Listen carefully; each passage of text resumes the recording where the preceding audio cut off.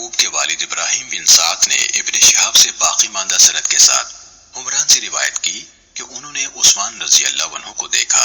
انہوں نے پانی کا برتن منگوایا، پھر اپنے ہاتھوں پر 3 بار پانی انڈیلا اور ان کو دھویا،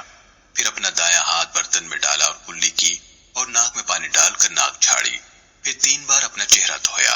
اور 3 بار اپنے دونوں بازو کوہنیوں تک دھوئے، پھر سر کا مسح کیا، پھر اپنے دونوں پاؤں 3 بار دھوئے، پھر کہا رسول اللہ صلی اللہ علیہ وسلم نے فرمایا جس نے میرے اس وضو کی طرح وضو کیا، پھر 2 رکعتیں پڑھیں جن میں وہ اپنے آپ سے باتیں نہ کر رہا تھا، اس کے گزشتہ گناہ معاف کر دیے جائیں گے۔ صحیح مسلم حدیث نمبر 539۔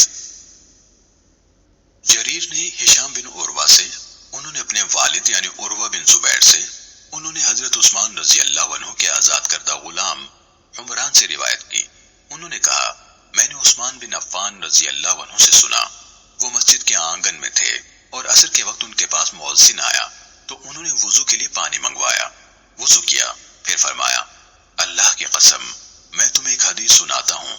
اگر کتاب اللہ کی ایک آیت نہ ہوتی تو میں تمہیں نہ سناتا۔ میں نے رسول اللہ صلی اللہ علیہ وسلم سے سنا، آپ فرما رہے تھے جو مسلمان وضو کرے اور اچھی طرح وضو کرے پھر نماز پڑھے تو اس کے وہ گناہ معاف کر دیے جاتے ہیں جو اس نماز اور اگلی نماز کے درمیان ہوں گے۔ صحیح مسلم حدیث نمبر 540۔